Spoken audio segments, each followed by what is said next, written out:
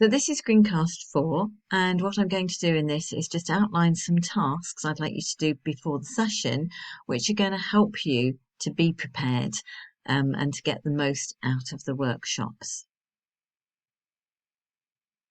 So you'll already have noticed that the course is called Diet Comms, and this week really focusing on what the Diet Comms tool is and how that's going to help us in our learning. So it's a 20 item, one side of A4, validated assessment tool for assessing communication skills in dietetic consultations, so specifically designed for dietitians.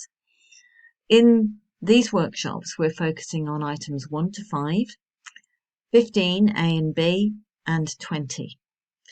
They have something called descriptors for each item, and I've given you the link to go and have a look at those, although it would be really good to try and find your way around the Diet Comms training package anyway. And the descriptor will explain what that item means. I'd also like you to download the feedback sheets for each item. So the feedback sheets are in much more detail than the descriptors. They're equivalent to about 2 sides of A4. They're reference documents, and they give you much more information and tips on what to avoid and what to do. So hopefully those will give you a really good grounding on what we mean by greetings and introductions and what we're aiming to do.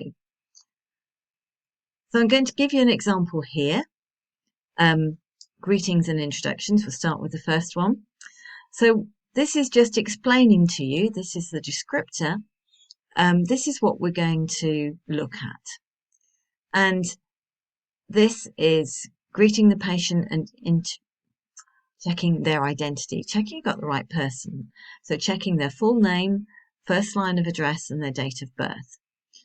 If you're in an outpatient scenario, you may want to show the patient where to sit, because sometimes if people go into a room and it's not clear, they don't know what to do. So you can be really helpful, just make them feel much more at ease by just showing them, would you like to take a seat, and just pointing to it. You need to check their preferred name, including their title. What would they like you to call them?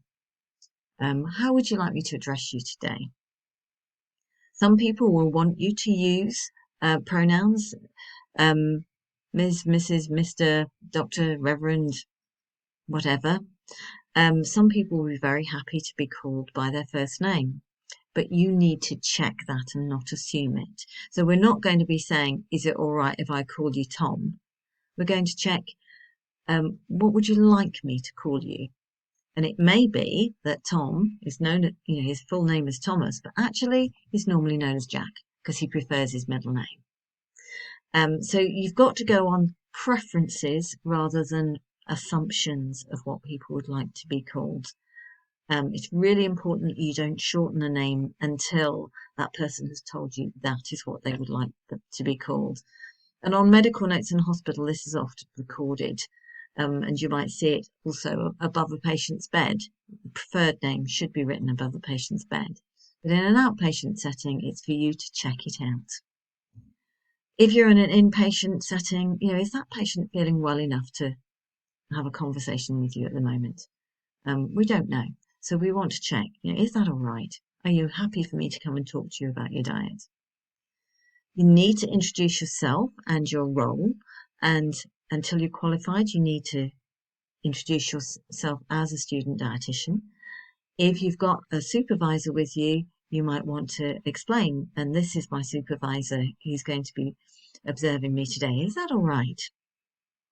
Some people, occasionally, as a student, won't want to see a student, so they have to give their permission for that. If you're in an outpatient setting, we often use time and say, this consultation is due to last for 30 minutes. Is that going to be all right with you? Sometimes people might be expecting something a bit like a GP consultation, which might be 7 minutes. So if they haven't been told in their invitation for the appointment how long it's going to be, they might have thought, I'll be out here in 10 minutes. I'll catch that bus, or I can leave the car in that place because I'll be out. So we need to check those things. Are they all right for that full length of the time that you're expecting to have with them? Really good to make some small talk. You can be talking about the weather, how their journey was, just something that is safe to talk about. Most people are happy to talk about those things, and it helps to put them at ease. But also, if you are, for example, in an outpatient scenario and you're walking along a corridor together to the room, that's not confidential. You must make sure you don't start talking about something confidential until you have that person sat in front of you in the room. So we're aiming for friendly but professional, relaxed, not rushed. If we make people feel rushed, they're going to feel that you haven't got time for them and you've built a barrier immediately.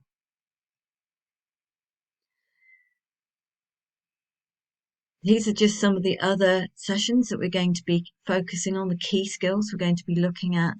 And similarly, do look at the full descriptors and the full feedback sheets on these particular things. So these are items 2 through to 5, and just a brief explanation of what they are.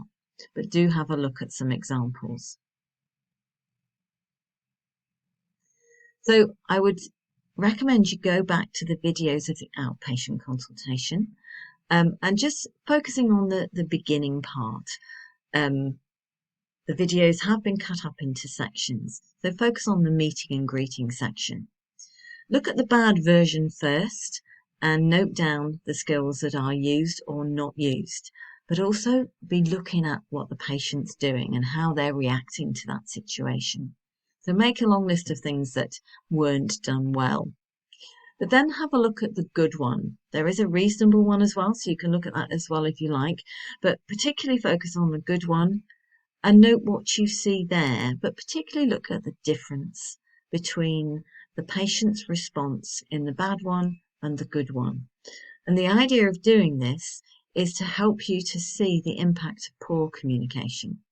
So the patient really isn't terribly happy in the first one. In the second one, the good one, they seem to be a lot more at ease. So have a look, really focus on how the patient is responding to how I'm treating him in those videos.